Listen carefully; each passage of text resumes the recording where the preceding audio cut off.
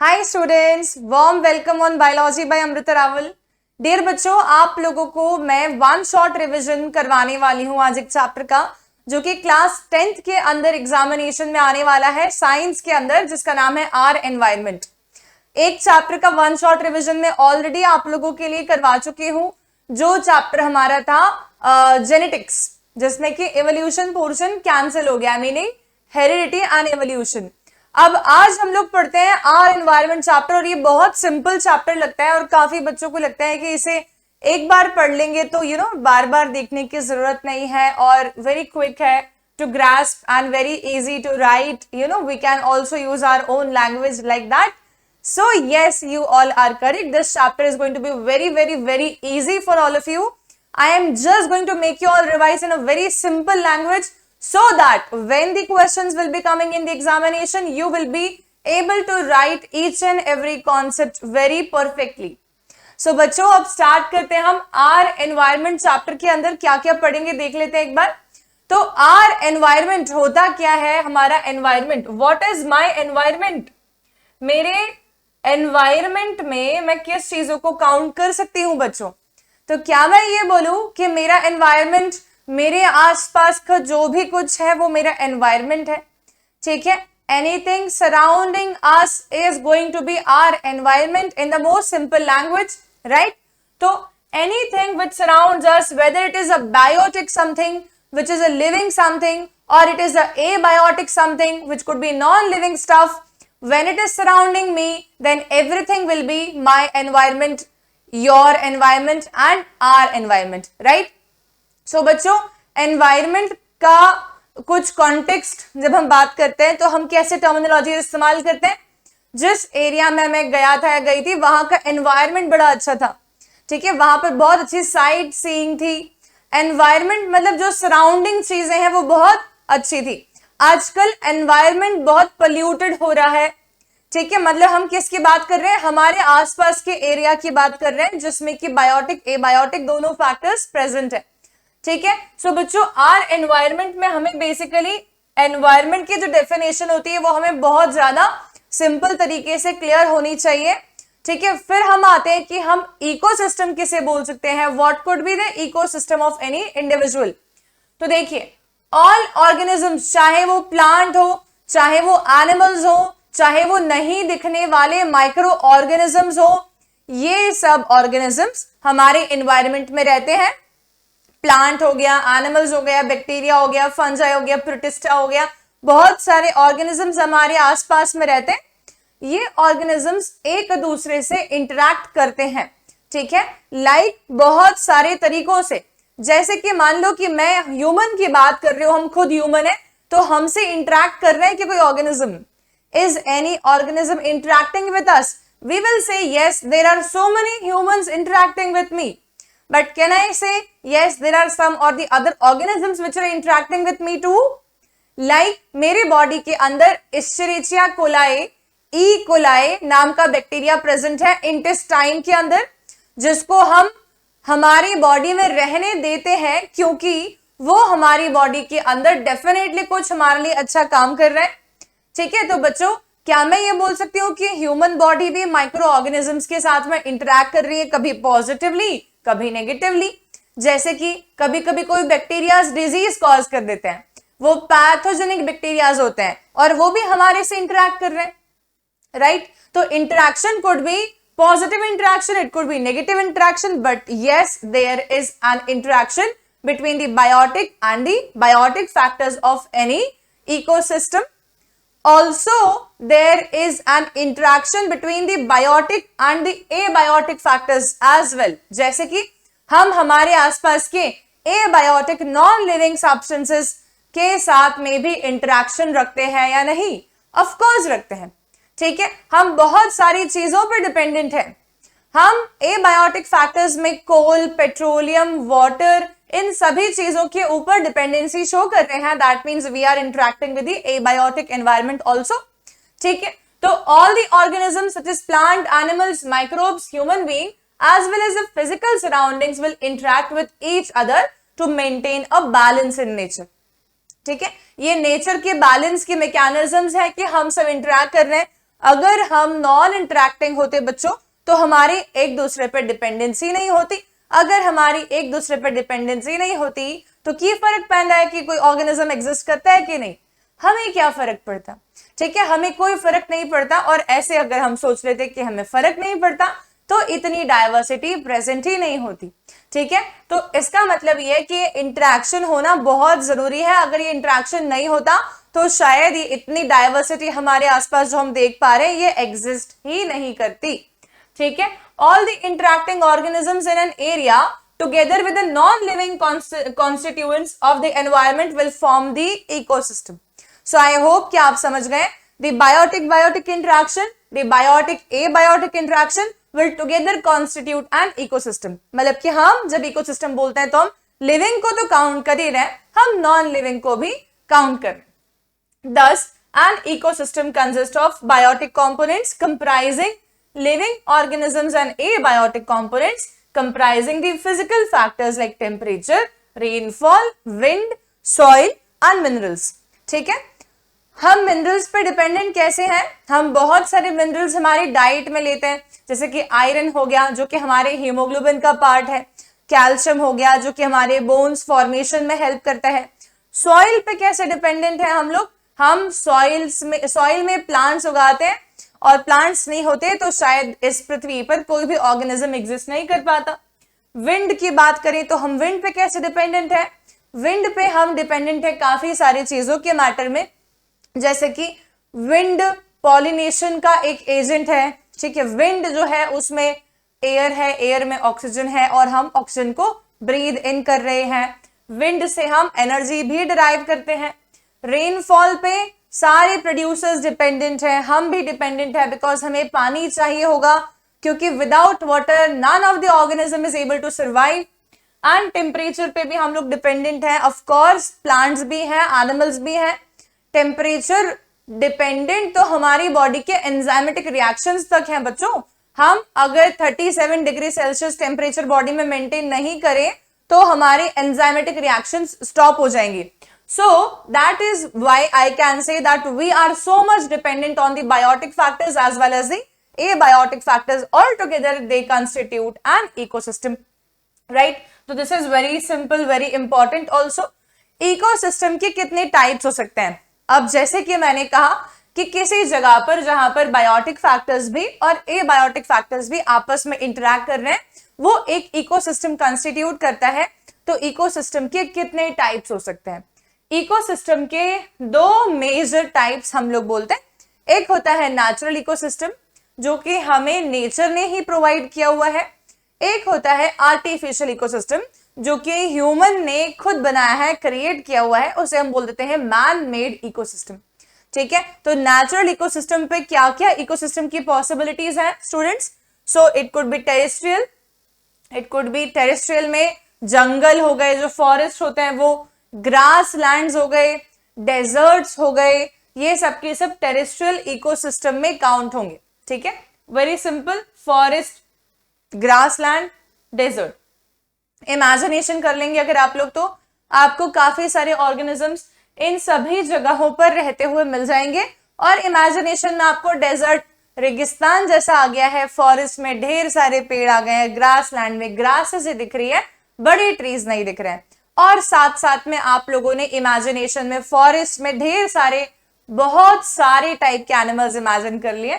Desert में आपको imagination में सिर्फ ऊंट ही आया होगा मेनली, एंड ग्रासलैंड में इमेजिनेशन में आपको goat, deer and some of the organisms which feed upon the goat and deer, ये भी आ गए होंगे लाइक टाइगर्स। ठीक है, सो बच्चों ये टेरेस्ट्रियल इकोसिस्टम होता है। नेचुरल इकोसिस्टम के अंदर सेकेंड पार्ट आता है एक्वेटिक इकोसिस्टम, माने कि पानी में रहने वाले ऑर्गेनिजम्स जिसके अंदर फ्रेश वाटर में भी ऑर्गेनिजम्स पाए जाते हैं और मराइन वाटर हो गया जैसे कि सी हो गया, ओशन हो गया, यहाँ पर भी काफी सारे ऑर्गेनिजम्स पाए जाते हैं। तो फ्रेश वाटर में भी दो टाइप्स के वाटर पॉसिबल होते हैं, एक होता है बहता हुआ पानी, एक होता है रुका हुआ पानी। जो बहते हुए पानी के वाटर सोर्सेज हैं फ्रेश वाटर में वो हमारे माइंड में आ गए अभी ऑलरेडी, रिवर हो जाएगा, इसमें स्ट्रीम्स हो जाएंगे, तो ये सब को हम लॉटिक टाइप ऑफ इकोसिस्टम बोलते हैं। ठीक है, लॉटिक का मतलब होता है दैट विल बी बहता हुआ। ठीक है, बहता हुआ पानी। अच्छा, लेंटिक टाइप का क्या होता है, जो कि स्टैग्नेंट है, जहां पर पानी फ्लो में नहीं है continuously, that will be a stopped stagnant water supply, that will be counted as your lentic water supply, like it will be pond, lakes etcetera. ठीक है, सो ये हमारा fresh water and marine water, that means it will be water ecosystem. तो अभी हमने सिर्फ fresh water देखा है, मेराइन वाटर के अंदर हमारे पास में सी एंड ओशियंस, ये वाले इकोसिस्टम्स आ जाते हैं। ठीक है, आपकी इमेजिनेशन थोड़ा ब्रॉड होते जा रहा है अगर, तो मुझे बताओ आप सबसे ज्यादा ऑर्गेनिजम्स इन तीनों इकोसिस्टम्स में से किस इकोसिस्टम में इमेजिन कर पा रहे हो। ठीक है, ये क्वेश्चन का आंसर आप लोग को मुझे कमेंट बॉक्स में लिखना है कि in which of these 3 terrestrial, aquatic fresh water, aquatic marine, you are able to imagine the maximum of the organisms present। ठीक है, अच्छा नेक्स्ट आता है फिर हमारे पास में आर्टिफिशियल या मैन मेड इकोसिस्टम्स। तो मैन मेड इकोसिस्टम्स में हमने क्या किया, देखा कि अच्छा फ्रेश वाटर के अंदर भी फिशेस रह पाती हैं, मेराइन वाटर में भी रह सकती हैं, तो हम हमारे घर में फ्रेश वाटर रख लेंगे और हम उसके अंदर फिशेस रखेंगे। ठीक है, और हम उसे एक्वेरियम डेवलप कर लेते हैं। एक्वेरियम बड़ा सुंदर दिखता है, just like the fresh water naturally looks like, just like the marine water naturally looks like. उसमें स्पॉन्जेस दिखते हैं हमें, हाइड्रास दिखते हैं वाटर सिस्टम्स में, वैसे ही कलरफुल कलरफुल थोड़े थोड़े से प्लांट्स हो गए, थोड़े थोड़े से पेबल्स हो गए, हम लाके एक एक्वेरियम बना के उसमें फिशेस को भी रख देते हैं। तो वो भी एक प्रकार का इकोसिस्टम हो गया, जहां पर फिश आर्टिफिशियली सोच रही है कि मैं एक रियलिस्टिक एरिया में हूं, पर वो रियलिस्टिक एरिया में नहीं है, वो ह्यूमन का बनाया हुआ छोटा सा दायरे वाला इकोसिस्टम है। इसी के साथ में क्रॉप लैंड भी एक मैन मेड इकोसिस्टम होता है। ठीक है, जहां पर हम बहुत सारे क्रॉप्स उगाते हैं, that will be again a man made ecosystem. So all these are the different examples of your ecosystem. ठीक है, तो स्टूडेंट्स अब हम लोग थोड़ा सा एनसीईआरटी के एक्टिविटी पोर्शन को देखते हैं। देखो, you might have seen an aquarium, let's try to design one. हमने एक्वेरियम देखा है, ऑफ कोर्स सी बात है, मुझे डिजाइन करने के लिए क्या क्या चाहिए, तो एक्वेरियम डिजाइन करना है अगर हम लोगों में से किसी को भी, तो हमें क्या चाहिए, देखो हम देख लेते हैं इसको एक बार। ये देखते हैं, तो ये एक एक्वेरियम मैंने तुम लोगों के लिए ले लिया सामने इमेजिनेशन करने के लिए। अब तो मैं यहाँ पर ये देखना है कि इकोसिस्टम के अंदर अगर मुझे खुद एक एक्वेरियम डेवलप करना है, what are the things I will be needing is I will be needing one glass chamber। मुझे एक ग्लास चेम्बर चाहिए होगा जहां पर मैं फिशेस और बाकी सारे प्लांट्स को रख सकूं। मुझे थोड़े बहुत प्लांट्स लगाने हो सकते हैं उसमें। ठीक है, कई बार लोग रियल प्लांट्स रखते हैं, कई बार लोग आर्टिफिशियल प्लांट्स उसमें रख देते हैं। फिर हमें चाहिए होंगे थोड़े बहुत पेबल्स, ठीक है, जो कि ऐसा लगे फिश को कि मैं जमीन पे आ गई हूं, फ्रेश वाटर के बेड पे, मैं नदी के सबसे नीचे आ गई हूं, ऐसी उसको फीलिंग आनी चाहिए। ठीक है, फिर हमें क्या चाहिए, हमें चाहिए फिशेस। ठीक है, हम कौन से फिशेस रख सकते हैं यहाँ पर, क्या मैं कार्टिलेजिनस फिश रख सकती हूँ इधर, शार्क वगैरह, नॉट पॉसिबल। हम रख सकते हैं सिर्फ बोनी फिशेस। इसका रीजन क्या है कि जो बोनी फिशेस होते हैं उनके पास में एक तो सबसे इंपॉर्टेंट बात कि उनका साइज कंपैरेटिवली छोटा होगा, क्योंकि जो कार्टिलेजिनस फिशेस हैं वो बहुत बड़े बड़े होते हैं, first thing. Second thing, bony fishes जो है वो थोड़ी देर तक स्विम करते करते करते एक जगह पर रुक सकती हैं। कार्टिलेजिनस फिशेस स्विम करते करते एक जगह पर रुक नहीं सकती हैं, उन्हें कंटिन्यूअसली स्विम करना पड़ता है, क्योंकि जो कार्टिलेजिनस फिशेस होती है उनके पास में एयर ब्लैडर नाम का जो स्ट्रक्चर होता है वो एब्सेंट होता है, एयर ब्लैडर प्रेजेंट होता है सिर्फ बोनी फिशेस में। ठीक है, तो हम यहाँ पर थोड़ी बोनी फिशेस भी रख सकते हैं। ये सब हमने रख दिया और ये बन गया हमारा एक इकोसिस्टम। ठीक है, ये बन गया हमारा एक एक्वेरियम मैन मेड इकोसिस्टम। इसमें मछलियों को सांस लेने के लिए कंटिन्यूअसली ऑक्सीजन चाहिए होगी और ऑक्सीजन उनके गिल्स के थ्रू उनके बॉडी में एंटर कर भी जाएगी, पर मुझे इस एक्वेरियम के अंदर ऑक्सीजन का सप्लाई बढ़ा के रखना है, तो हम क्या करेंगे, यहाँ पर हम एक एयरेटर भी लगा देंगे बच्चों। ठीक है, so we will be putting an aerator tube here, जो कि धीरे धीरे करके बबल्स क्रिएट करता रहेगा पानी में, जिससे कि ऑक्सीजन पानी में डिसॉल्व होती रहे। इसी के साथ साथ में हम हुआ हमारे से पॉसिबल तो हम टेम्परेचर मॉनिटरिंग की पॉसिबिलिटी भी लगाएंगे, ताकि मछलियों को पानी बहुत ठंडा ना हो जाए, बहुत गर्म ना हो जाए, जैसे वाटर में वो सर्वाइव कर सकती हैं वैसे वाटर में वो रह सके। इसके अलावा फिशेस नेचुरली जब प्रेजेंट होती हैं एक रिवर सोर्स में, ठीक है, एक लेक सोर्स में, तब वहां पर उनके पास खाने के लिए बहुत सारी चीजें होती हैं। हम उन्हें रोज खाना डालने तो नहीं जाते ना, हम फिशेस को नॉर्मली यहाँ पर ऐसे पॉसिबिलिटी बना नहीं सकते कि उसे रोज अपने आप जू प्लैंक्टॉन्स पानी में प्रकट हो जाए या वो छोटी मछलियों को खा जाए। नो, हम नॉन कॉम्पिटिंग मछलियां यहां रखेंगे जो कि एक दूसरे को खाती नहीं हो, राइट। और इसी के साथ साथ में क्योंकि हम एक नेचुरल इकोसिस्टम के साथ में सिर्फ हल्का सा कंपैरिजन बना रहे हैं, हम यहां पर रोज खाना प्रोवाइड करेंगे in the form of the food, ठीक है। The food will be called as fish meal और फिश फूड।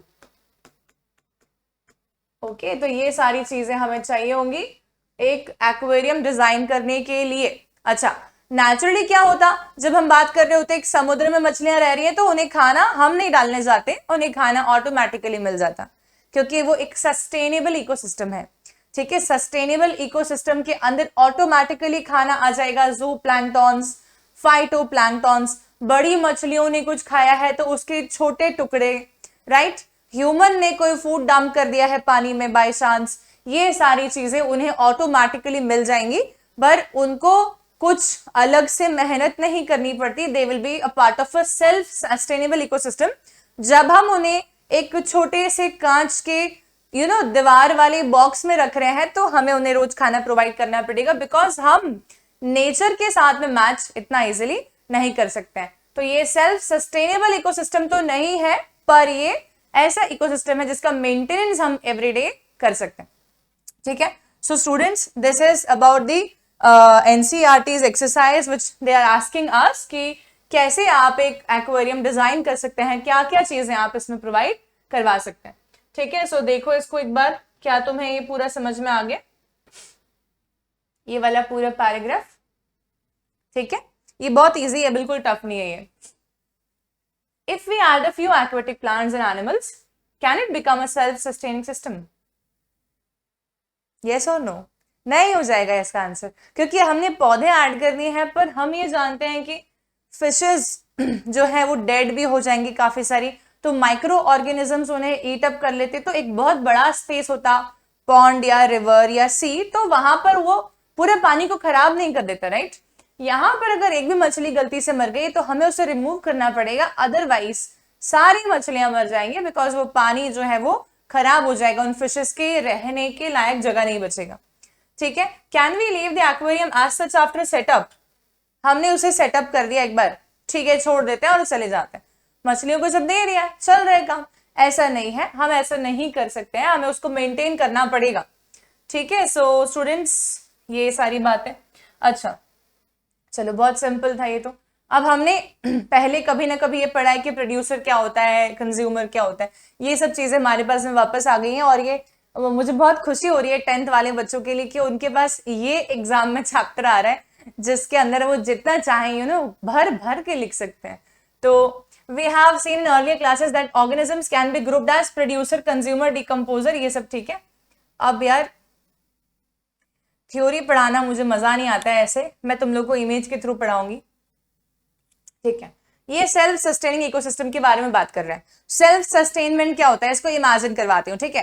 तो इमेजिन करते हैं अपन, हमने अभी इमेजिनेशन किया है पॉन्ड वाले का, हम अब इमेजिन करते हैं किसी और बड़े फ्रेश वाटर इकोसिस्टम का, ठीक है, या हम किसी और टेरेस्ट्रियल इकोसिस्टम पर चले आते हैं। चलो टेरेस्ट्रियल पर चले आते हैं, ठीक है।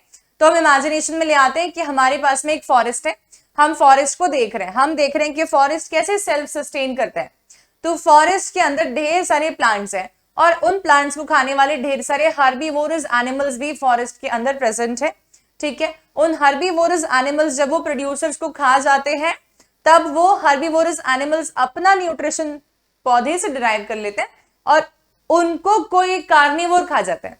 कार्निवोर अपना न्यूट्रिशन उस हर्बीवोर से डिराइव कर लेता है, और जब कोई कार्निवोर मर जाता है और वो जमीन पे गिरा हुआ रहता है, तब एटमॉस्फेयर में प्रेजेंट ढेर सारे माइक्रो ऑर्गेनिजम्स, बैक्टीरियाज, फंजाई, वो सब उसको खत्म कर देते हैं और उसे पूरा का पूरा जमीन में मिला देते हैं, ठीक है, अपना फूड ऑब्टेन करते हैं, इनऑर्गेनिक सब्सटेंस वापस से सॉइल को रिटर्न कर देते हैं।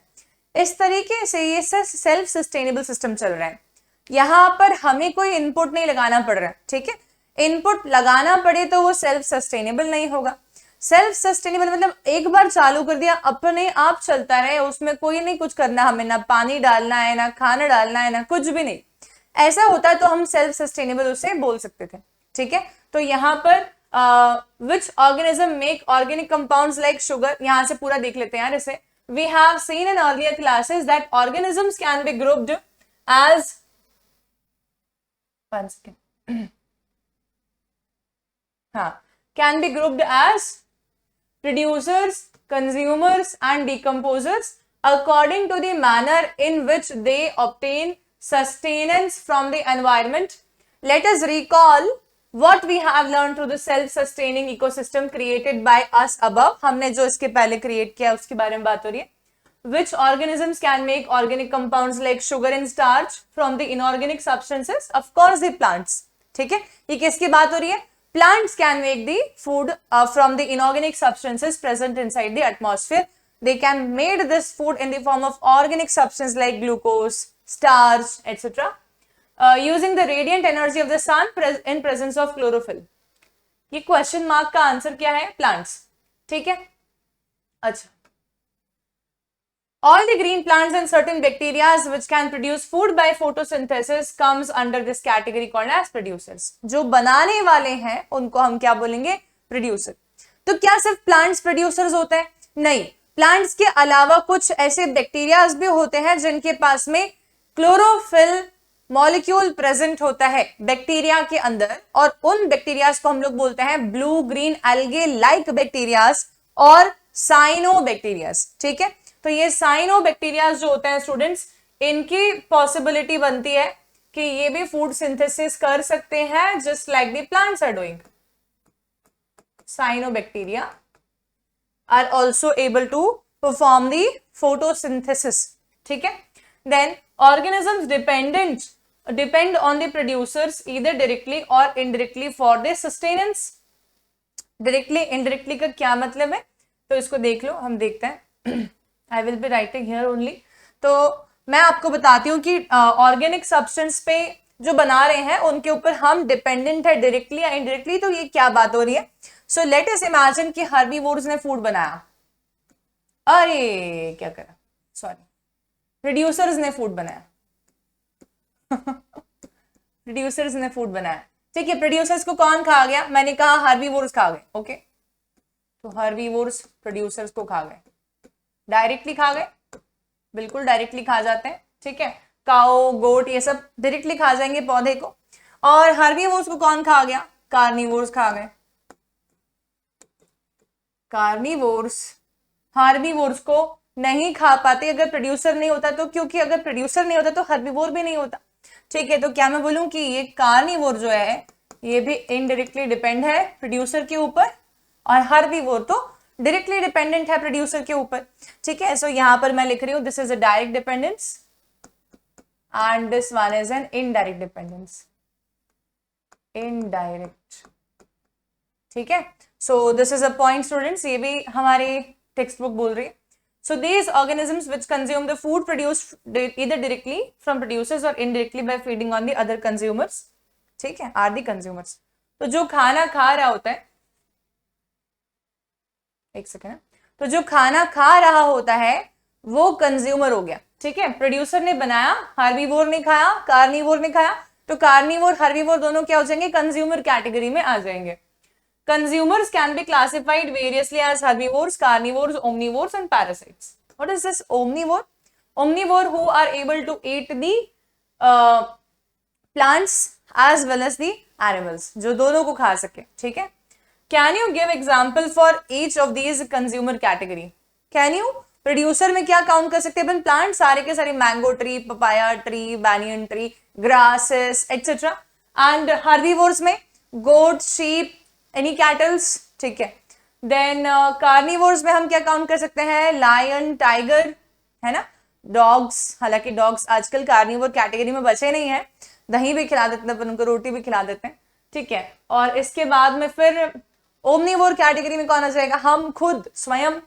और इसके बाद पैरासाइट्स की कैटेगरी में कौन आ जाएगा, पैरासाइट्स की कैटेगरी में आ सकते हैं leeches, and then there can be there are so many parasitic organisms like liver fluke, taenia solium etcetera, so all these. So अब नेक्स्ट देखते हैं। Imagine the situation when you do not clean the aquarium and some fishes and plants have died. इसको मैंने आप लोगों को पहले ही imagine करवा दिया है, ठीक है। तो हमने ये देखा हुआ है ऑलरेडी, अगर ऐसा होगा तो कोई फिश मर जाएगी तो बैक्टीरिया फंजा उस पर अटैक कर देंगे। अगर ऐसा उन्होंने कर दिया तो बड़ी समस्या हो जाएगी हमारे एक्वेरियम के लिए, ठीक है। सो the microorganisms comprising bacteria and fungi breaks down the dead remains and waste products of the organisms. These microorganisms are the decomposers as they break the complex organic substance into simpler inorganic substances, ठीक है, that go into the soil and are used up once more by the plants. कुछ recycling जैसी खुशबू आ रही है, ठीक है। तो हमारी जो बॉडीज बनी हुई है वो प्लांट्स के द्वारा डिराइव्ड न्यूट्रिशन से बनी हुई है, ठीक है, और समटाइम्स एनिमल के द्वारा डिराइव्ड न्यूट्रिशन से भी बनी हुई। जैसे कि अगर मैं हमारी बात करती हूँ ह्यूमन के, तो हम प्लांट्स भी खा लेते हैं, हम एनिमल प्रोडक्ट्स खा लेते हैं, लाइक मिल्क हो गया, चीज हो गया, मीट हो गया, एग्स हो गया, ये सब भी खाते हैं ह्यूमंस, ठीक है। तो ह्यूमंस के बारे में अगर हमने ये समझा, क्या मैं ये बोल सकती हूँ कि ये सब जो न्यूट्रिशन हम प्लांट से ले रहे हैं वो प्लांट भी तो फाइनली सॉइल से ले रहा होगा, ठीक है। तो जब कोई ऑर्गेनिज्म मर जाता है तब सारा का सारा इनऑर्गेनिक सब्सटेंस रिटर्न बैक करते हैं सॉइल को, और सॉइल से फिर से प्लांट ले लेगा। तो एक प्रकार की साइकिल मेंटेन चल रही है हमारी, ठीक है। तो ये अगर डिकम्पोजर्स नहीं होते बच्चों तो ये सब रिप्लेनिशमेंट ऑफ सॉइल पॉसिबल हो सकता है क्या, not possible. So micro organisms are very important, ठीक है। बैक्टीरियाज अच्छे हैं, ओके। सो ये हम ऑलरेडी देख चुके हैं। अच्छा, अब आपको सेल्फ सस्टेनिंग इकोसिस्टम के बारे में आप बनाना चाहते हैं, कैसे बनाएंगे, क्या क्या चीजों की रिक्वायरमेंट हमें चाहिए, what are the prerequisites, इसके बारे में क्विकली डिस्कशन कर लेते हैं।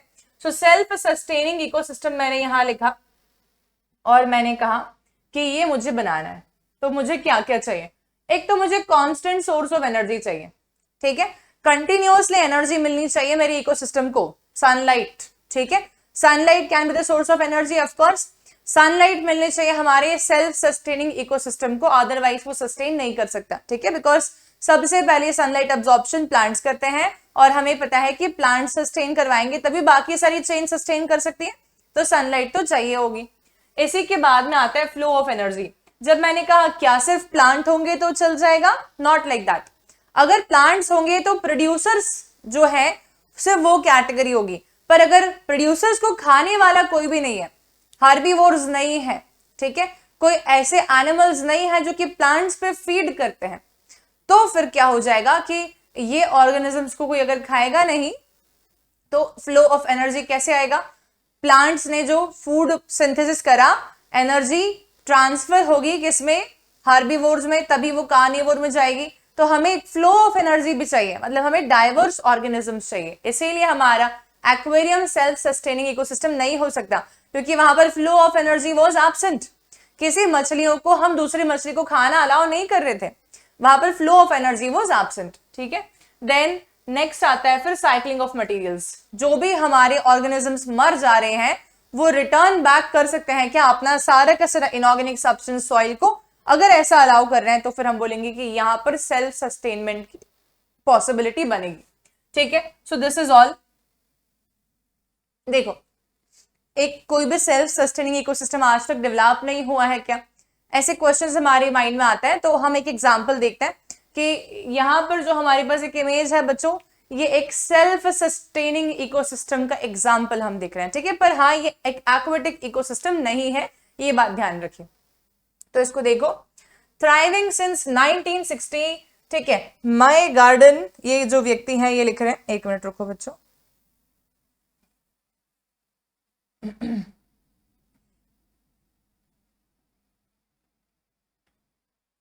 My garden in a bottle. Seedling sealed in its own ecosystem and watered just once in 53 years. 53 years में एक ही बार पानी डाला गया है इसमें, इस ग्लास बॉटल में, ठीक है, और ये एक सेल्फ सस्टेनिंग इकोसिस्टम की तरह वर्क कर रहे हैं। तो कैसे वर्क कर रहा होगा? तो बेसिकली इस प्रकार के गार्डन्स को हम बोलते हैं बॉटल गार्डन्स। ये कांच के बॉटल में सनलाइट का सोर्स हो इसलिए ट्रांसपेरेंट बॉटल में बनाए जाते हैं। ठीक है, bottle gardens work because their sealed space creates an entirely self-sufficient ecosystem in which plants can survive by using photosynthesis to recycle the nutrients. ठीक है, the only external input needed to keep the plant going is light, since this provides it with the energy it needs to create its own food and continue to grow. ऐसा क्या हो रहा है इसमें? पानी क्यों नहीं प्रोवाइड करना पड़ रहा है? हमने क्या किया, एक बार में सॉइल में पानी डाल दिया बहुत सारा, कुछ प्लांट्स उगा दिए, प्लांट्स सीड्स के फॉर्म में हमने उगाए, प्लांट्स उग गए, सनलाइट की प्रेजेंस मिल रही है ऐसे कंटिन्यूअसली। यहाँ पे कुछ प्लांट्स उग रहे हैं, कुछ पुराने प्लांट्स मर रहे हैं, यहाँ पे बहुत सारे मेटाबॉलिक वाटर जनरेट हो रहा है, वो मेटाबॉलिक वाटर सॉइल में वापस मिक्स हो जा रहा है, नए प्लांट्स उसको यूटिलाइज कर लेते हैं, थोड़े पुराने प्लांट्स फिर से मर जाते हैं, उसके कारण से नए प्लांट्स फिर से उग जाते हैं। ऐसे करते करते ये यहाँ पर सेल्फ सस्टेनमेंट के तरीके से चल रहा है।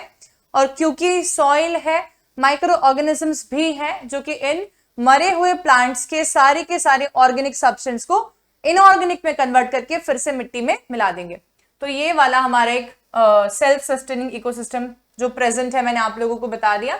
अच्छा, अब हमारे पास एनसीईआरटी के बहुत सारे स्मॉल इस प्रकार के एक्टिविटीज दिए हुए हैं, तो ये वाले एक्टिविटी बिल्कुल टफ नहीं है और मुझे लगता है कि आप लोग ऑटोमेटिकली खुद भी इसे फिल कर सकते हैं। फिर भी मैं तुम्हें बता देती हूँ, write down the organisms, aquatic organisms in order of who eats whom and form a chain of least 3 steps. कोई भी कर सकता है ना, तो मैं ऐसे सोचूंगी कि आप लोग करके दो, बिकॉज मैं तो इजीली बना दूंगी इसे। चलो ठीक है, मैं बना के देती हूँ, देखती हूँ आप लोगों के एग्जाम्पल्स मेरे से डिफरेंट होते हैं कि नहीं। तो मैंने कहा फाइटोप्लैंक्टॉन्स, ये फाइटोप्लैंक्टॉन्स हमारे एक्वेटिक फ्रेश वाटर सोर्सेज में, सी वाटर सोर्सेज में भी प्रेजेंट होते हैं। Phytoplanktons are eaten up by the zooplanktons and the zooplanktons will be eaten up by the fishes. ठीक है, ओके चलो, तो बच्चों ये हो गया हमारा एक और एक्टिविटी। नेक्स्ट पे आते हैं हम लोग। नेक्स्ट क्या है, पूरे चैप्टर ये एक्टिविटी से भरा हुआ है। फिर आता है food chain and food webs, इसी पे से क्वेश्चन आएगा। ठीक है, यही इंपॉर्टेंट टॉपिक है, इस पे क्वेश्चन आने वाला है, तो तुम इसको ध्यान से पढ़ के जाना, इसको अच्छे से लिखना। इसमें रिप्रेजेंटेशन के मार्क्स ज्यादा मिलेंगे, छोटी सी माइनर मिस्टेक मत करना, बिकॉज इस चैप्टर में ऑलरेडी कुछ भी नहीं रखा हुआ है। जो थोड़ी बहुत टर्मिनोलॉजीज हमें इस्तेमाल करनी है वो तो करनी ही पड़ेंगी। ठीक है, लाइक 10% लॉ हम भी पढ़ने वाले हैं, फिर प्रोड्यूसर कंज्यूमर के एग्जाम्पल्स लिखना, ये सब बेसिक चीजों को हमें कवर अप करना पड़ेगा। ठीक है, सो इसमें देखते हैं food chain and food webs. We have form the series. अब मैं यहाँ से आपको थ्योरी नहीं पढ़ाने वाली, ठीक है, थ्योरी आप लोग खुद पढ़ेंगे इसे। I will be making you all imagine with the help of the diagram. देखो, तो अर्थ की बात करते हैं, तो अर्थ पे मेजर सोर्स ऑफ एनर्जी क्या है? Sunlight. Sunlight is the major source of energy and plants are present which will be called as producers, and also we will be counting some of the cyanobacterias as producers too। तो ये producer category में आ गए हैं, ये produce करते हैं। ठीक है, क्या प्रोड्यूस करते हैं? ये प्रोड्यूस करते हैं ऑर्गेनिक फूड को अपने खुद के बॉडी में। Producers will be responsible for the synthesis of the organic food because they will utilize the sunlight and they will synthesise the organic food by the inorganic raw materials. ठीक है, तो वो जो फूड बनाने वाले हैं उसके लिए उन्हें कितनी सन की एनर्जी की जरूरत पड़ती है? तो हम बोलेंगे सन की टोटल एनर्जी का 1% ओनली। ठीक है, तो यहां देखते हैं हम लोग सन की टोटल एनर्जी मान लेते हैं कि हमारे पास में 10⁶ जूल्स ऑफ सनलाइट आ रही है। तो बच्चों इसका 1% 10⁴ जूल्स होगा, और ये प्राइमरी प्रोड्यूसर्स ने इतनी एनर्जी को कैप्चर कर लिया। अब ये एनर्जी जो है इसके मदद से वो फूड सिंथेसिस करेंगे, अपने लाइफ प्रोसेसेस निभाएंगे, रेस्पायर करेंगे, ट्रांसपिरेशन करेंगे, पता नहीं क्या क्या करके वो भी अपने लाइफ को सस्टेन कर रहे हैं। तो प्रोड्यूसर्स ने काफी सारी एनर्जी अपने लाइफ को सस्टेन करने में लगा दी है। तो जो ट्रांसफरेबल एनर्जी है जो कि अगले वाले के ट्रॉफिक लेवल तक जाने वाली है। ट्रॉफिक लेवल क्या होता है? प्रोड्यूसर एक ट्रॉफिक लेवल है, कंज्यूमर में हर्बीवोर एक ट्रॉफिक लेवल है, ठीक है। सेकेंडरी कंज्यूमर में कार्निवोर एक ट्रॉफिक लेवल है। तो ये इंडिविजुअल ट्रॉफिक लेवल्स बन रहे हैं, न्यूट्रिशन लेवल्स बन रहे हैं, ठीक है। तो प्राइमरी प्रोड्यूसर्स में से 10,000 जूल्स एनर्जी इन्होंने अपने में एक्वायर कर ली है। तो इसका सिर्फ 10% ही प्राइमरी कंज्यूमर्स के पास में जा सकता है, ठीक है। बाकी सारा इनके खुद की गतिविधियों में इन्होंने खत्म कर दिया। ओके, तो प्राइमरी कंज्यूमर्स के पास में जो एनर्जी पहुंच रही थी वो कितनी है? That will be the 10% of this energy of producer. Primary consumer meaning the herbivore organisms. It could be anything which can eat the plants or plant part, right? So now it could be the टिड्डी दल also जिसको हम paste मानते हैं, है ना। टिड्डी दल समझते हैं क्या होता है? टिड्डी दल का अटैक हुआ था कोविड टाइम में, बहुत सारे टिड्डीज उड़ के आए थे इंडिया में, खाना खत्म हो गया था पड़ोसी देशों में। तो ठीक है, तो देखो 10% का यूटिलाइजेशन हुआ प्राइमरी कंज्यूमर्स ने।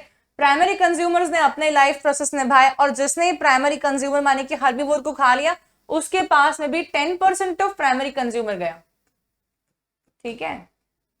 सेकेंडरी कंज्यूमर को जिसने खा लिया, उसके पास में 10% ऑफ सेकेंडरी कंज्यूमर गया टर्शियरी कंज्यूमर के पास में। तो इस तरीके से हमें क्या मालूम पड़ता है कि 10% energy is the energy which can be transmissible or transmitted from one trophic level to another trophic level, and this is called as a 10% law of energy transfer. Also what we can see is that the energy transfer's direction is not like this and this. Okay, it is not like this and this. It will be what? It will be one way only. ठीक है, कैसे जा रहा है? It will be one way. ऐसे energy का transfer का direction हमेशा प्रोड्यूसर से कंज्यूमर की तरफ जाएगा, प्राइमरी कंज्यूमर से सेकेंडरी, सेकेंडरी से टर्शरी, ठीक है। इस तरीके से टर्शरी से क्वार्टनरी। तो ये हमेशा एनर्जी का जो फ्लो है ये कैसा होने वाला है? It will be one direction, unidirectional flow of energy is going to be happening. Okay, so next पे आ जाते हैं। तो ये जो मैंने आपको पढ़ाया ना, यही सब चीजें एग्जैक्टली सेम लिखी हुई है इधर। क्विकली एक बार एनसीईआरटी की लैंग्वेज में रीड करवा देती हूँ।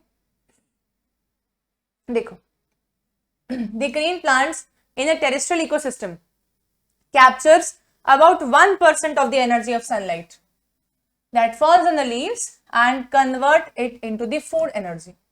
Food energy मतलब कि ग्लूकोज, और इससे क्या बन जाएगा? स्टार्च, ठीक है, ये बना देंगे। When green plants are eaten up by the primary consumers, a great deal of energy is lost as heat to the environment.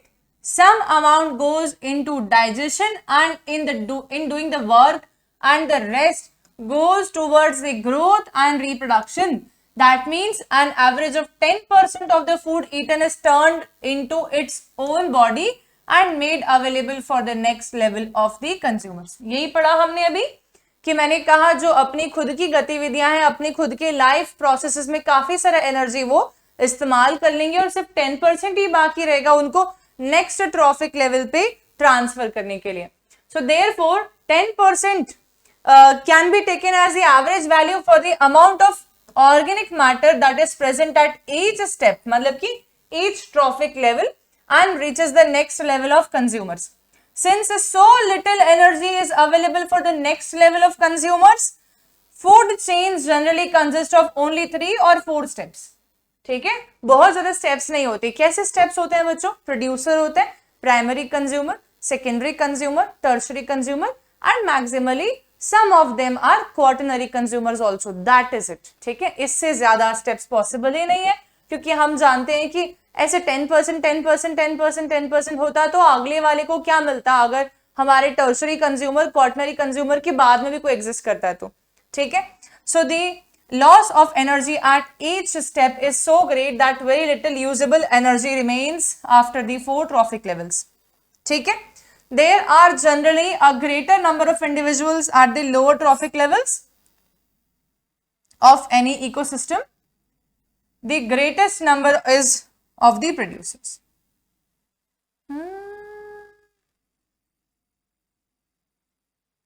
थोड़ा सा एनसीईआरटी की लैंग्वेज मिस्टेक हो गई यहाँ पर। जनरली ग्रेटर नंबर ऑफ, अरे सही तो लिखा है, हाँ तो लो ट्रॉफिक लेवल्स पे ज्यादा नंबर रहते हैं प्रोड्यूसर के, मैं उसको रॉन्ग इंटरप्रेट कर रही थी, मुझे लगा कि कह रहे हैं कि टॉप कंज्यूमर जो है वो ज्यादा होते हैं, ऐसा नहीं, तो प्रोड्यूसर सबसे ज्यादा होंगे, फिर आता है सेकेंडरी प्राइमरी कंज्यूमर, उसके बाद कम नंबर में सेकेंडरी, उसके बाद में कम नंबर में tertiary.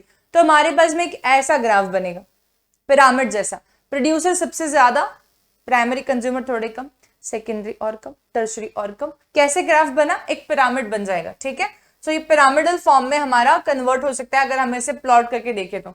The length and complexity of the food chains will be greatly varying, each organism is generally eaten up by 2 or 3 more. अब मैं ये कह देती हूँ कि बहुत डिपेंडेंसी ऐसी रख ली मान लो ऑर्गेनिजम्स ने कि एक ऑर्गेनिज्म स्पेसिफिकली एक ही चीज को खाता तो हमें इस डाइवर्सिटी को मेंटेन करना बड़ा डिफिकल्ट हो जाता, ठीक है। तो ऐसा नहीं है कि फ्रॉग जो है वो सिर्फ मस्कीटो ही खाएगा, नहीं, वो फ्लाइज भी खा सकता है, बटरफ्लाइज भी खा सकता है, फ्रॉग बहुत सारी और चीजें खा सकता है, राइट। वैसे एक ऑर्गेनिज्म को सिर्फ एक ही खाने वाला नहीं होता, बल्कि एक से ज्यादा लोग उस ऑर्गेनिज्म को खा सकते हैं, एक से ज्यादा डिफरेंट टाइप के स्पीशीज भी उस ऑर्गेनिज्म पे कई बार फीड कर सकते हैं, ठीक है। Okay, so instead of a straight chain, we can actually consider something which is called as a food web.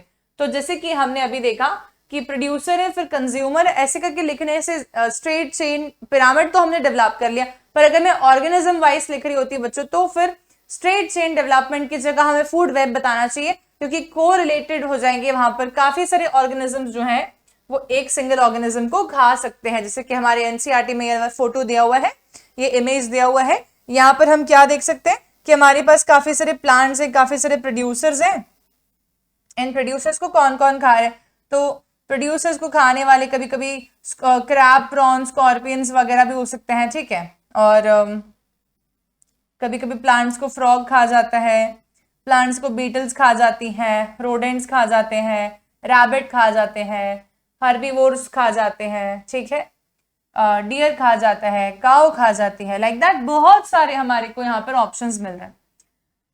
फिर फ्रॉग्स कई बार कुछ प्लांट्स को खा जाता है, बर्ड्स इन इंसेक्ट्स को खा जाती है, रोडेंट्स जो हैं उनको तो सांप भी खा लेते हैं, उनको आउल भी खा लेता है, उनको ये नेवला भी खा लेता है, ठीक है, लाइक दैट। रैबिट जो है उसको फॉक्स खा सकती है, ठीक है, और वुल्फ खा सकता है, लाइक दैट। ऐसे बहुत सारे कोरिलेशंस पॉसिबल हैं। तो जैसे जैसे ऊपर जा रहे हैं वैसे वैसे नंबर कम होते जा रहा है, ये भी देखना। तो जैसे यहाँ पर फिशेस हैं, अब इन फिशेस को हमने देखा कि फ्लैमिंगो बर्ड्स खा गए, और फ्लैमिंगो बर्ड्स को चीता खा सकता है, टाइगर खा सकता है, लायन खा सकता है। यहाँ पे एक कॉमन इमेजिनेशन रखो, ठीक है।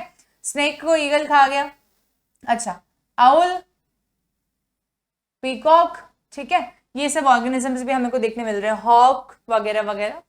ओके, सो स्टूडेंट्स ये इस प्रकार से एक फूड वेब में कन्वर्ट होंगे। तो फूड वेब का क्या मतलब होता है कि एक ऑर्गेनिज्म के ऊपर एक ही हायर ट्रॉफिक लेवल का ऑर्गेनिज्म डिपेंड नहीं करता, बल्कि more than one higher trophic level के ऑर्गेनिजम्स एक लो ट्रॉफिक लेवल वाले ऑर्गेनिज्म पे डिपेंड कर सकते हैं। Okay, so it will be forming a food web rather than formation of a single straight line food chain.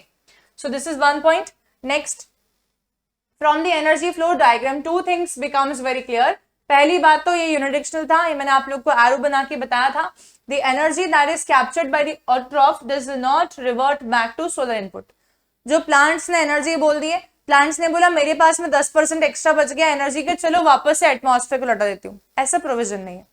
Plant के पास वो energy रहेगी, उसको कोई खाएगा तब वो उसके पास एनर्जी ट्रांसफर होने वाली है, ठीक है। वैसे ही हार्बीवोर्स वापस से अपनी एनर्जी प्लांट्स को लौटाने नहीं आ सकते, हार्बीवोर्स की energy will be transfer to the carnivores only. So as it moves progressively through the various trophic levels, it is no longer available to the previous level, ठीक है। यहाँ पर एक बार दे रही चीज भूल जाओ, दोबारा वापस नहीं मिल सकती है, ठीक है, एनर्जी की बात हो रही है। Secondly, the energy available at each trophic levels gets diminished progressively due to loss of energy at each level. Simple. खत्म हो जाएगी आगे जाते जाते पूरी, ठीक है। Another interesting aspect of food chain is how unknowingly some harmful chemical enters our body. अभी आता है, इसको हम बोलते हैं हम इससे बोलते हैं बेसिकली एम्प्लीफिकेशन, जैसे बायोमैग्निफिकेशन टर्मिनोलॉजी इस्तेमाल करते हैं, ये क्या होती है इसको हम समझ लेते हैं। देखो, इसके लिए मैं आप लोगों को एक इमेज बताने वाली हूँ, ठीक है, वेट 1 सेकेंड। सी, देखो इसमें हम एग्जाम्पल क्या लेंगे, हम एग्जाम्पल लेते हैं, मान लेते हैं कि मरकरी नाम का सब्सटेंस जो है ये काफी सारे कैन्स बनाने में और इंडस्ट्रियल प्रोसेसेस में इसका लीचिंग होता है और ये पानी में चले जाते हैं, ठीक है। तो मरकरी जो है it is very dangerous and it is liberated into the water supply. तो मरकरी पानी में आ गया, ठीक है।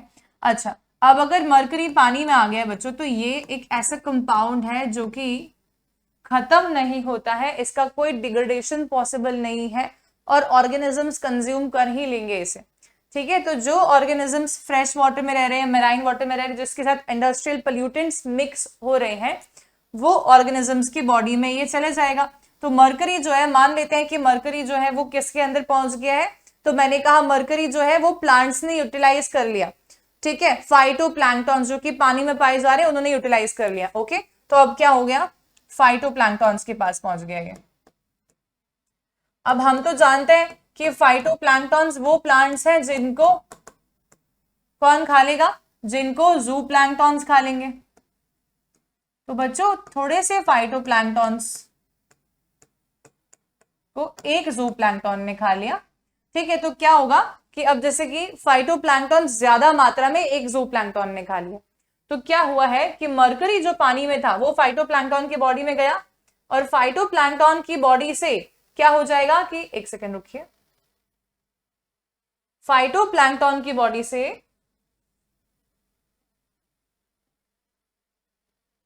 ये किसके पास जा रहा है,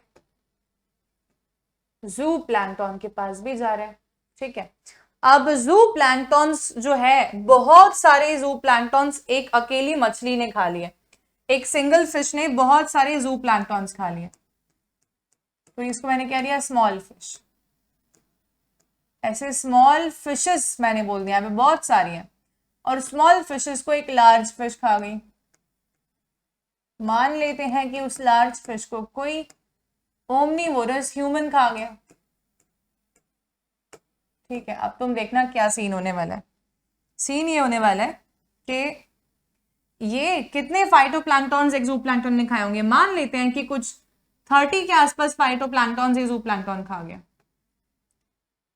मान लेते हैं कि एक स्मॉल फिश ने कुछ 50 ज़ूप्लैंक्टन्स खा लिए। बच्चों ज़ूप्लैंक्टन के पास फाइटोप्लैंक्टन भी थे, आप समझ पा रहे, एम्प्लीफिकेशन हो रहा है, मैग्नीशियम बहुत मरकरी बहुत सारी मात्रा में पहुंच रहा है स्मॉल फिशेस के पास में। एक सिंगल स्मॉल फिश बहुत छोटी सी, बड़ी सी लार्ज फिश, तो लार्ज फिश बहुत सारी स्मॉल फिशेस को खा सकती है ना। तो मान लेते हैं कि एक लार्ज फिश ने कुछ 50 के आसपास में स्मॉल फिशेस खा ली और ये लार्ज फिश को फाइनली एक ह्यूमन खा गया, ठीक है। हो सकता है कि एक सिंगल ह्यूमन ने एक लार्ज फिश खाई, बहुत सारी नहीं खाई हो, पर आप एम्प्लीफिकेशन रिएक्शन देखिए कि जितना मरकरी पानी में था उसमें से फाइटोप्लैंक्टन के पास में, ज़ूप्लैंक्टन के पास में, स्मॉल फिश के पास में, लार्ज फिश के पास में सबसे ज्यादा एम्प्लीफाइड होके ये मरकरी किसके पास पहुंचा है, ये मरकरी सबसे ज्यादा इस लार्ज फिश में होगा। ये बात बड़ी डराने वाली होती है कि हमेशा जो हाईएस्ट ट्रॉफिक लेवल पे ऑर्गेनिज्म प्रेजेंट होता है उसके पास में सबसे ज्यादा पोल्यूटेंट लेवल आ सकता है, अगर वो पोल्यूटेंट बायोडिग्रेडेबल पोल्यूटेंट नहीं है तो। बायोडिग्रेडेबल पोल्यूटेंट बहुत सारे होते हैं, लेकिन काफी सारे ऐसे होते हैं जो कि बायोडिग्रेडेबल नहीं होते हैं, लाइक डीडीटी, लाइक मरकरी, ठीक है, like some of the soap salts. काफी सारे ऐसे सॉल्ट्स होते हैं जो कि साबुन में मिलाए जाते हैं, डिटर्जेंट में मिलाए जाते हैं, सर्फैक्टेंट में मिलाए जाते हैं, जो कि डिग्रेडेबल नहीं होते। तो ऐसी चीजों का सबसे ज्यादा अक्यूमुलेशन किस में होने वाला है, हाईएस्ट ट्रॉफिक लेवल्स में होने वाला है। और ऑफ कोर्स ह्यूमन ने अगर उसमें से किसी ऑर्गेनिज्म को खा लिया तो ह्यूमन की बॉडी में भी ये सारे टॉक्सिक एलिमेंट्स आ जाते हैं, ठीक है। So this is called as bio amplification, okay, this is something very dangerous. So ऐसे यहाँ से एनसीईआरटी रीडिंग मान लेते हैं एक बार फटाफट से, देखिए। Another interesting aspect of food chain is how unknowingly some harmful chemicals enter our bodies through the food chains. You have read in class 9th how water gets polluted. One of the reasons is the use of several pesticides and other chemicals to protect our crops from the disease and pest. जैसे कि हम fertilizers डाल देते हैं पौधों में, तो जब बारिश आती है तो fertilizer पानी के साथ में बह जाते हैं और नदी में मिल जाते हैं. These chemicals are either washed down into the soil or into the water bodies. From the soil, these are absorbed by the plants along with the water and minerals, and from the water bodies, these are taken up by the aquatic plants. ठीक है, मतलब अगर हम plant खा रहे हैं तो हमें खुश नहीं होना चाहिए कि प्लांट में तो बायोमैग्निफिकेशन से कोई टॉक्सिन नहीं आ रहा होगा, ऐसा नहीं है. प्लांट्स भी काफी सारे पानी अब्सॉर्ब करते हैं, मिनरल्स अब्सॉर्ब करते हैं जमीन से. तो जो हम बहुत डेंजरस टाइप के फर्टिलाइजर्स पौधों में मिलाते हैं वो सारे के सारे ह्यूमन बॉडी में भी अक्यूमुलेट हो रहे हैं. So this is going to be nothing shocking any more for us कि इतने सारे कैंसर्स के एविडेंसेस क्यों बढ़ते जा रहे हैं, इतने सारे डेंजरस डिजीजेस क्यों बढ़ते जा रहे हैं ह्यूमन में, बिकॉज ये टॉक्सिन्स हमारे बॉडी में बायोमैग्निफिकेशन के थ्रू एम्पलीफाई हो रहे हैं. ठीक है, so this is again done about the NCERT. Now this is one of the ways in which they enter the food chain. And as these chemicals are not degradable, these will be accumulated progressively at each trophic level. As human being occupies the top level in the food chain, maximum concentration of these chemicals get accumulated in our bodies. This phenomena is known as biological magnification या biomagnification. ठीक है बच्चों, ये बताया मैंने आपको भी कि biomagnification क्या होता है. This is the reason why our food grains like wheat and rice, vegetable and fruits and even meat contain varying amounts of pesticide residues, जो कि हम पानी से धो लेंगे तो नहीं चले जाएगा, वो उसके अंदर ही प्रेजेंट है, हम कुछ नहीं कर सकते हैं अब उसका. ठीक है, सो ये जो जितने भी वेजिटेबल्स हम खा रहे हैं, अब वो कोई ऑर्गेनिक प्योर वेजिटेबल मिलना बहुत डिफिकल्ट है अनटिल अनलेस उसे बिल्कुल ही ऑर्गेनिक तरीके से ऑर्गेनिक सॉइल में जहां पर कोई पेस्टिसाइड कभी नहीं डला ऐसी जगह पर नहीं उगाया जाएगा. ठीक है, so this is all about the food chain, food web and biomagnification process. Now अब हमारा आ जाता है topic how our activities will be affecting the environment. As I am saying, environment will affect us, we will affect environment, and that is the ecosystem, right? This is kind of interaction between the biotic and the abiotic factors which could be two way. So हम भी environment खराब करते हैं. ठीक है, हम ही खराब करते हैं एक्चुअली में, ये देखा जाए तो. अभी जब कोविड टाइम आया था तो काफी एनवायरनमेंट प्योर हो गया था, लोगों को जो बर्ड्स सालों से देखने नहीं मिली थी वो बर्ड्स दिखने स्टार्ट हो गए थे. ठीक है, तो कुछ ऐसे स्पीशीज जिनको हमने एक्सटिंक्ट कंसिडर कर लिया था वो वापस से सामने आ गए थे. ऐसा क्यों हुआ था? क्योंकि हमने थोड़े टाइम के लिए व्हीकल्स, ऑटोमोबाइल्स, बहुत ज्यादा ह्यूमन एक्टिविटीज, इस पे एक टेम्पररी स्टॉप लगा दिया था, और इसके कारण से जो ऑर्गेनिजम्स ह्यूमन की एक्टिविटी से परेशान होकर गायब हो गए थे वो वापस से अपीयर करने स्टार्ट हो गए थे. ठीक है, तो हम भी एनवायरनमेंट को अफेक्ट करते हैं. We are an integral part of the environment. Changes in the environment affect us and our activity change the environment around us. ठीक है, तो it is a two way relation. Okay, so हम कैसे pollute कर सकते हैं environment को? We shall be looking at two of the environmental problems in detail, that is depletion of the ozone layer and waste disposal. चलो मैं आप लोगों को पहले ओजोन लेयर डिप्लीशन के बारे में बताती हूँ.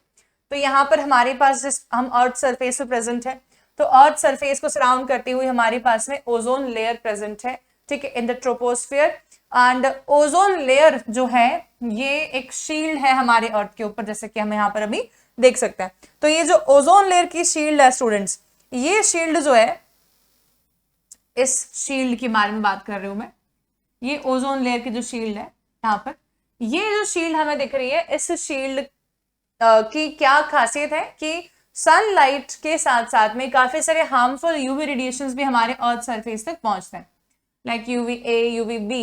एंड सनलाइट के साथ में जो ये यूवी रेडिएशंस हमारे अर्थ पे आ रहे होते हैं, इनको रिफ्लेक्ट बैक कर देती है कौन? हमारी ओजोन लेयर. जैसे कि आप देख सकते हैं जहां ओजोन लेयर प्रेजेंट है वहां पर ये यूवी के हार्मफुल रेडिएशंस रिफ्लेक्ट बैक हो जा रहे हैं इनटू द कॉस्मोस. कॉस्मोस का क्या मतलब होता है? What is Cosmos? Cosmos meaning जो हम ब्लैक आसमान देख पाते हैं ना हमारे ऊपर रात में, वो कॉस्मोस है पूरा. तो कॉस्मोस में रिफ्लेक्ट बैक हो जाती है काफी सारे हार्मफुल रेडिएशंस. तो ये रेडिएशंस एंटर हो जाती है अर्थ में अगर ओजोन लेयर प्रेजेंट नहीं होती तो। और क्योंकि ह्यूमन एक्टिविटीज बहुत ज्यादा फास्ट रेट पर चल रही हैं, काफी सारे केमिकल्स हम इंट्रोड्यूस करते रहते हैं डे टू डे लाइफ में, हम काफी सारे ऐसे यूटिलिटीज एंड एमिनिटीज का इस्तेमाल करते हैं जो कि एनवायरमेंट फ्रेंडली नहीं है, like you know AC, fridge etcetera. तो ये सबसे काफी सारे हार्मफुल गैसेस प्रोड्यूस होते हैं और ये हार्मफुल गैसेस एनवायरमेंट में जब जाते हैं तो ये ओजोन लेयर डिप्लीट भी कर सकते हैं। So some of the harmful gases like chlorofluorocarbons have the potential to deplete the ozone layer, ये ओजोन लेयर को खत्म कर सकते हैं। ओजोन लेयर बनती कैसे है ये देखते हैं, और ओजोन लेयर डिप्लीट कैसे होती है ये भी देखते हैं। देखिए, तो ओजोन लेयर जो है इसके बारे में हम बात कर रहे हैं। So at higher levels of the atmosphere present होती है। It is a product of UV radiation acting on the oxygen molecule. ठीक है, सो कैसे है ये देखते हैं। देखो बच्चों, इस डायग्राम को देखते हैं।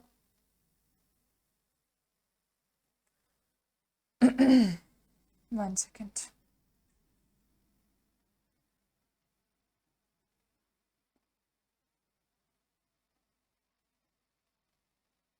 ओके, यहाँ पर आपको क्या दिख रहा है, स्टेप 1 देखते हैं हम। तो जब ozone layer ultraviolet sunlight के साथ में रिएक्ट, ऑक्सीजन मॉलिक्यूल जब O2 लिखा है मैंने यहाँ पर, ओजोन नहीं है, ऑक्सीजन मॉलिक्यूल जब अल्ट्रा वायलेट सनलाइट के साथ रिएक्ट करता है तो नेसेंट ऑक्सीजन बन जाता है। ये nascent oxygen is highly reactive, बहुत रिएक्टिव होता है। और ये नेसेंट ऑक्सीजन जब ऑक्सीजन मॉलिक्यूल के साथ रिएक्ट करता है तभी बनाता है एक ओजोन लेयर O3। ठीक है, तो ये एक नेसेंट ऑक्सीजन है which is very reactive. When it combines with the oxygen molecule, then it will be forming ozone layer, ozone molecule, ozone molecule, ozone molecule, ozone molecule. All these ozone molecules will be going on the topmost surface of the earth. ठीक है, और उसके भी ऊपर चले आते हैं, वो ट्रोपोस्फीयर में जाके सब अक्यूमुलेट हो गए, जमा हो गए।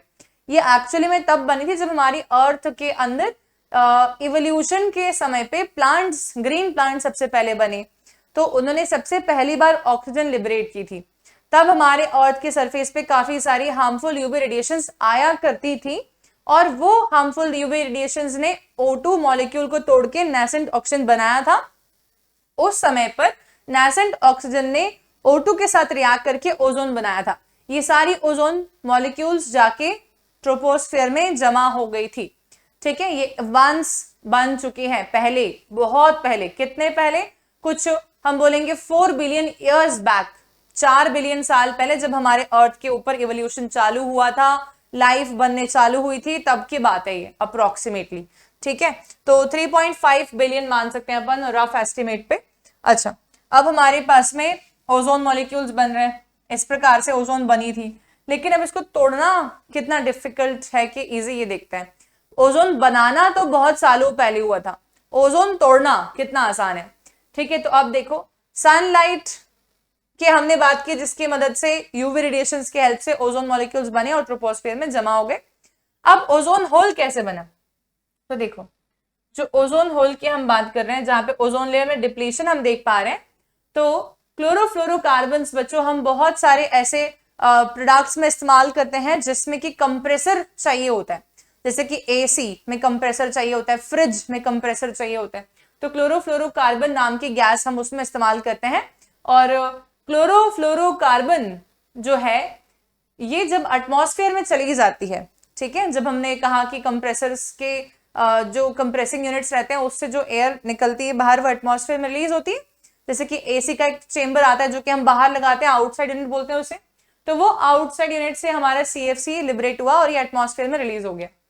तो इसके ऊपर सोलर रेडिएशंस और नॉर्मल यूवी रेडिएशंस जब एक्ट करेंगी तब ये CFCl3, CFCl2 और एक क्लोरीन एटम बना देता है एटमॉस्फेयर में। ये क्लोरीन एटम ट्रोपोस्फियर में प्रेजेंट ओजोन मॉलिक्यूल के साथ जब रिएक्ट करता है तब हमारे ओजोन मॉलिक्यूल को तोड़ देता है, ये ऑक्सीजन बना देता है और ये ऑक्सीजन बना देता है और नेसेंट ऑक्सीजन को फ्री कर देता है। ठीक है। अच्छा, फिर अभी जो क्लोरीन है ये लिबरेट हो जाएगा वापस, ये फ्री हो गया। तो अब सबसे बड़ा डेंजर ये हुआ कि क्लोरीन फ्री हो रहा है। एक सिंगल CFCl3 की कैपेसिटी होती है, एक सिंगल CFCl3 की कैपेसिटी होती है, या एक सिंगल क्लोरीन एटम की कैपेसिटी होती है कि वो बहुत सारे लाखों मात्रा में ओजोन मॉलिक्यूल्स को खत्म कर सकता है। ठीक है, तो वन सिंगल, मैं यहां पर एक पॉइंट लिख रही हूं आप सभी लोगों के लिए, वन सिंगल क्लोरीन कैन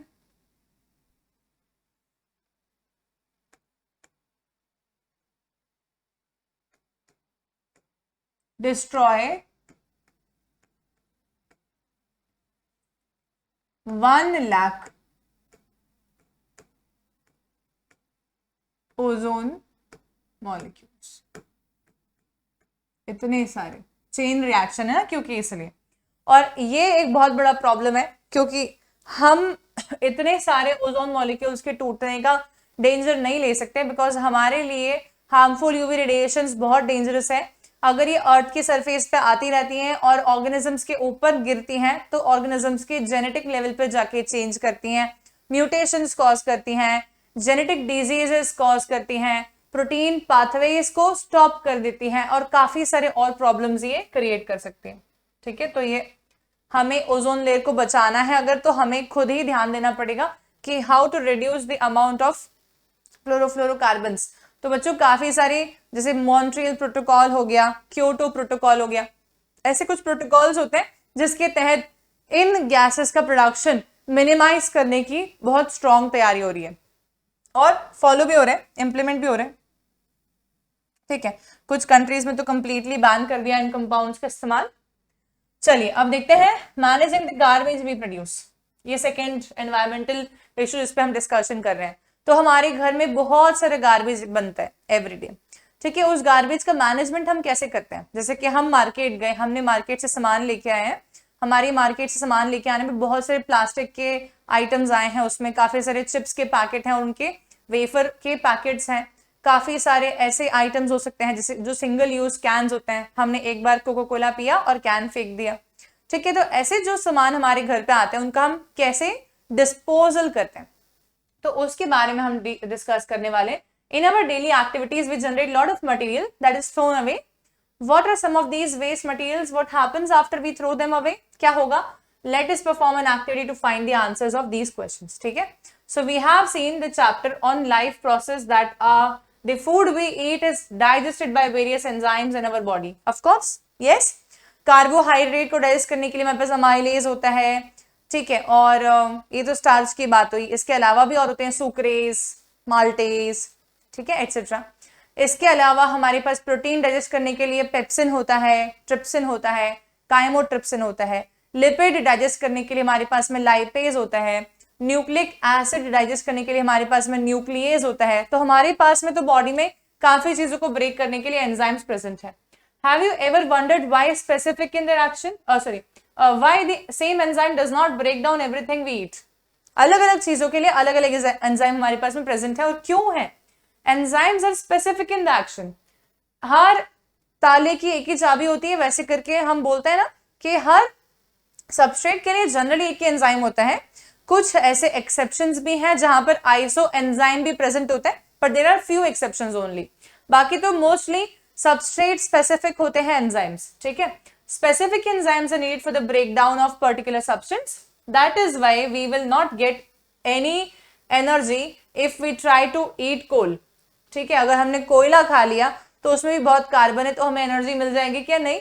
कोयले से तो इतनी एनर्जी हम बाहर प्रोड्यूस करवा देते हैं बर्न करके, उसको हमारी बॉडी में क्यों बर्न नहीं होता वो जाके? बिकॉज हमारे पास उसको डाइजेस्ट करने का कोई एंजाइम प्रेजेंट नहीं है। Because of this many human made material like plastics, ठीक है, अच्छा, okay, plastics will not be broken down by the action of bacteria or other saprophytes. ठीक है, तो काफी बैक्टीरिया जो है वो डाइजेस्ट कर देते हैं बायोडिग्रेडेबल सब्सटेंस को, पर जो नॉन बायोडिग्रेडेबल सब्सटेंस है लाइक जैसे कि प्लास्टिक हो गया या टिन्स हो गए, इसको डाइजेस्ट नहीं कर सकते हैं वो, उनके पास में इसके लिए कोई एंजाइम प्रेजेंट नहीं है, ठीक है। So these materials will be acted upon by the physical process like heat, pressure, but under the ambient conditions which are found in the environment they will persist for a long time. तो हमारे environment में इसको process करने के लिए जो conditions चाहिए होते हैं, जैसे बहुत हाई प्रेशर हो गया है, बहुत हाई टेम्परेचर, वो अचीवेबल नहीं है। हम एम्बिएंट एटमॉस्फेयर में रहते हैं, बहुत ज्यादा रिएक्टिव एटमॉस्फेयर में हम नहीं रहते, तो उनको ब्रेक करना, ऐसे सब्सटेंस को ब्रेक करना फिजिबिलिटी के बाहर चले जाएगा, ठीक है।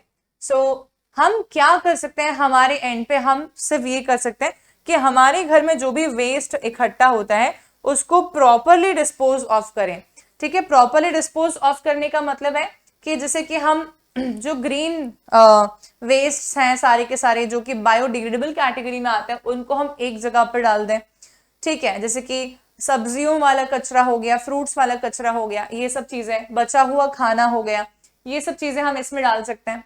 तो इसका हम इस्तेमाल क्या करेंगे, हम इससे बायो मैन्योर बना लेंगे, हम इससे नेचुरल खाद बना सकते हैं। जो प्लास्टिक्स हैं हम उसको एक साइड रखें, जो रिसाइक्लेबल प्लास्टिक्स हैं, सिंगल यूज प्लास्टिक्स तो यूज नहीं करना चाहिए, कोशिश करना चाहिए अवॉइड करें। जो रिसाइक्लेबल प्लास्टिक्स हैं वो सब हम इसमें डाल सकते हैं ताकि वो रिसाइकल होने के लिए प्रॉपरली जा सके। इंडियन मेंटालिटी बहुत गड़बड़ है कि वो क्या करते हैं कि कचरा सारा एक ही जगह पे डाल देते हैं और उसके लिए प्रॉपर प्रोविजंस अडेप्ट ही नहीं करते कि अलग अलग कचरे के बॉक्सेस बनाए जाएं जहां पर अलग अलग तरीके का कचरा डाला जाए। इसको हैबिट में लेके आना पड़ेगा, अदरवाइज हमारा वर्ल्ड डिस्ट्रैक्ट हो रहा है इन एक्टिविटीज से। फिर पेपर, तो पेपर के लिए भी हमारे पास में एक अलग चेम्बर होना चाहिए, इसमें हम पेपर, क्योंकि पेपर रिसाइक्लेबल हो सकता है ना आसानी से, हम पेपर को बायोडिग्रेडेबल वेस्ट के साथ में पुट करके कई बार गलती करते हैं, because paper could be recyclable और yes it is biodegradable definitely, but we should try to keep it separately in a separate we can say box, ठीक है। because paper recyclable है बच्चों, because कितने पेड़ को काट के पेपर्स बनते हैं, इतने सारे पेड़ों का लॉस हम क्यों करें, ठीक है। why should we allow that? Along with that, then cans can be very easily molded into another new can because it is something metallic in nature, and therefore we should not discard the cans we should not dump the cans, ठीक है, in the environment, we should rather send it for the recycling. So all these are the measures which we can adapt, हम adapt कर सकते हैं हमारे environment को preserve करने के लिए, because ये हमारा environment है, ये किसी और का नहीं है, यहाँ पर हम रह रहे हैं, ठीक है। it is nobody else's, कि कोई और ध्यान रखेगा तो रखेगा, अब why will I do that, ठीक है। it should not be like that, it is our duty only. Then substances, यहाँ पर हम थोड़ा सा एनसीईआरटी का थ्योरी देख लेते हैं एक बार quickly. Are broken down by biological process and they are called as biodegradable, ठीक है। ये बेसिकली हमें बायोडिग्रेडेबल या नॉन बायोडिग्रेडेबल क्या होता है ये बता रहा है। विजिट एनी टाउन, सिटी, ये सब ठीक है, ठीक है बच्चों। हमें इस थ्योरी को रीड करने की जरूरत नहीं है, बिकॉज जो यहाँ पर लिखा हुआ है ये हम सब जानते हैं और हमने पढ़ा हुआ है अभी।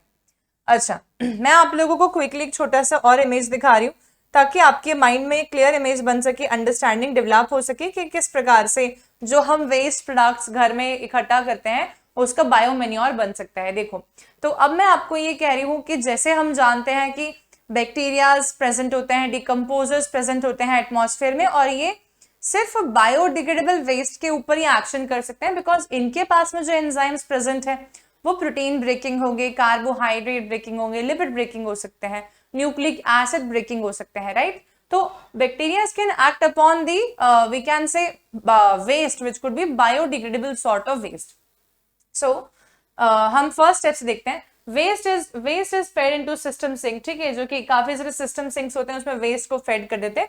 Bacterias will then digest the organic waste into this we can say tank, और उसको बायोगैस में कन्वर्ट कर देंगे, ठीक है। Biogas is aggregated in the tank and stored at low pressure. जो बायोगैस होती है फिर उसको हम इस्तेमाल कर सकते हैं काफी जगहों पे, जैसे कि किचन हो गया एटसेट्रा, ठीक है। और फिफ्थ स्टेप पे liquid fertilizer is also created. जो बैक्टीरिया ने डाइजेशन किया है यहाँ पर बायोगैस के अलावा यहाँ पर काफी सारे लिक्विड फर्टिलाइजर्स जो कि बायो फर्टिलाइजर्स हैं वो भी प्रोड्यूस हुए हैं डाइजेशन प्रोसेस के द्वारा, और इन फर्टिलाइजर्स का इस्तेमाल हम हमारे किचन में किचन से ऑब्टेन किए हुए सब्सटेंस का इस्तेमाल हमारे हम गार्डन्स में कर सकते हैं, हम फार्म फील्ड्स में कर सकते हैं, ठीक है। हम इन्हें पौधों में डाल सकते हैं ताकि पौधे जो है हमारे उसमें काफी ज्यादा इनऑर्गेनिक सब्सटेंस एनरिचमेंट प्रोवाइड हो सके. सो this is about how the proper dumping of the substances, proper management of the waste can help us in lots and lots of other things. ठीक है. So कुछ बायोडिग्रेडेबल एग्जाम्पल्स मैंने यहाँ पर लिए हैं, कुछ नॉन बायोडिग्रेडेबल एग्जाम्पल्स मैंने यहाँ लिए हुए. तो बायोडिग्रेडेबल एग्जाम्पल्स में आ जाएंगे फ्रूट्स, ठीक है, hair and paper. These are something which we can say biodegradable. Non biodegradable में आ जाएंगे plastics, hardware, bottles etcetera which is not broken down naturally in the atmosphere, ठीक है, by the microbial action. Okay, so अब इसके बाद में आपकी एक्टिविटी दी हुई 15.7 दोबारा से कि किस तरीके से वेस्ट कलेक्ट होता है किसी जगह पे, आपको जाके चेक करना है. तो मुझे नहीं लगता कि इससे कोई क्वेश्चन आ सकता है. अगर क्वेश्चन आएगा भी तो आप उसको प्रोबेबली अपने लॉजिकल प्रोसेसेस से आंसर कर पाओगे, बिकॉज इसमें कोई कॉन्सेप्ट्स नहीं लगने वाले, इसमें बेसिक अंडरस्टैंडिंग ऑफ नेचर लगेगी. ठीक है students, so this is done. And activity 15.8 क्या बोलती है? How the sewage in your locality is treated. Sewage treatment, जैसे मैंने आपको भी बताया कि बायोगैस प्रोडक्शन हो रहा है वो सीवेज के थ्रू, और हम बायो फर्टिलाइजर्स बना पा रहे थे. तो हमारे एरिया का जो सीवेज कलेक्ट होता है उसका कैसे इस्तेमाल होता है, ठीक है, उसका क्या प्रोसेसिंग होती है, हमें वो जानने के लिए बोल रहा है. ओके, सो स्टूडेंट्स देखो, जैसे ये कुछ मैंने बताया एग्जांपल्स के नॉन प्लास्टिक, हम हमारे लेवल पे क्या कर सकते हैं, हम प्लास्टिक्स का इस्तेमाल रिड्यूस करें, और अगर हम यूज कर रहे हैं तो हम उसे रिसाइकिल के लिए भेजें, कैंस हम रिसाइकिल के लिए भेजें, और हम ट्राई करें कि हम सिंगल यूज प्लास्टिक्स परचेज नहीं करें. हम परचेज कर रहे हो तो हम रिसाइक्लेबल पेपर से बने हुए कार्टन बॉक्सेस में सामान लेके आए मार्केट से. हम कपड़े के पॉलिथिन्स लेके, कपड़े की थैलियां लेके जाएं rather than going for the plastic bags. ठीक है, we can go for the paper bags also. So these are some of the, we can say, measurements we can take to save the environment. Okay, so also the improvement in lifestyles could also be done. Improvement in lifestyles का क्या मतलब है कि हम हमारे lifestyle को environment friendly बना लें. ठीक है, we can make our lifestyle environmental friendly. हम एनवायरमेंट के लिए कोई नुकसान क्रिएट नहीं करेंगे तो एनवायरमेंट भी हमारे लिए कोई नुकसान क्रिएट नहीं करेगा. ठीक है, so this is all. Okay, that is it. So I hope that this chapter is done. The last process, the last part which is remaining is this. तो कुछ थिंक इट ओवर के अंदर एक छोटे से कॉन्सेप्ट हमें explain किया हुआ है कि पहले ट्रेन्स के अंदर जब लोग जाते थे तो प्लास्टिक के डिस्पोजेबल कप्स में उन्हें टी या कॉफी सर्व करते थे, राइट. तो टी या कॉफी सर्व करने के लिए प्लास्टिक डिस्पोजेबल कप्स का इस्तेमाल करने की क्या नौबत आई होगी, क्योंकि वो हाइजीन लेवल की बात हो जाती है ना. लोगों को लगता है कि अगर हम स्टील के ग्लास में देंगे तो शायद से वो प्रॉपरली वॉश नहीं होगा, और इसके कारण से प्लास्टिक कप्स का इस्तेमाल करने स्टार्ट कर दिया. पर फिर प्लास्टिक कप्स बायोडिग्रेडेबल नहीं होते हैं तो कुल्हड़ का इस्तेमाल करने स्टार्ट कर दिया. अब कुल्हड़ मिट्टी से बनते हैं और मिट्टी में हम अपर सॉइल लेते हैं जो कि फर्टाइल सॉइल होती है कुल्हड़ बनाने के लिए. तो इस तरीके से तो हमारी सॉइल खत्म हो रही है जो हमारे प्लांट्स के लिए रिक्वायर्ड है. तो कुल्हड़ का भी इस्तेमाल कम करके आजकल लोगों ने शिफ्ट कर दिया है प्लास्टिक नहीं, पेपर के बने हुए स्मॉल कप्स के ऊपर. तो मैक्सिमम जगह पे हम यही देखते हैं आजकल के पेपर के कप्स में कॉफी सर्व हो रही है, पेपर के कप्स में ही टी सर्व हो रही है. ठीक है, तो पेपर के कप्स इस्तेमाल करना ही it will be better. Okay, so this is all. So by this we're done with this chapter. Our environment is totally done by us, completely covered. Watch each and every single line which is written in your NCERT textbook. I have covered each and everything here. So now I want you all to just share this video as much as possible with all your friends who are preparing for the examination of class 10 board examinations, and I want you all to share this link positively. ठीक है, also you should watch, and if you have any questions you all can ask me, but I want you all this time to share this link positive with all your friends. जितने भी आपके दोस्त हैं, जो आपके दोस्त नहीं हैं लेकिन 10th में आप पता है आपको, उनके साथ भी शेयर करो, so that हमारा चैनल थोड़ा ग्रो हो. जैसे जैसे हमारा चैनल ग्रो होगा वैसे वैसे ही मैं आप लोगों के लिए और ज्यादा इनपुट्स इसके ऊपर लेके आ सकती हूँ. So students, I want this time you all should share this video with as much as possible your friends. ठीक है, and prepare from this video. I am sure कि आप इसको पढ़ने के बाद you will not need a revision, and जब आपकी एग्जाम होगी you will be easily able to recall each and every of my word. So by this I am ending the session. Bye everyone. Thank you so much for watching the lecture. Please don't forget to subscribe my channel, that is Biology by Amrita Raval.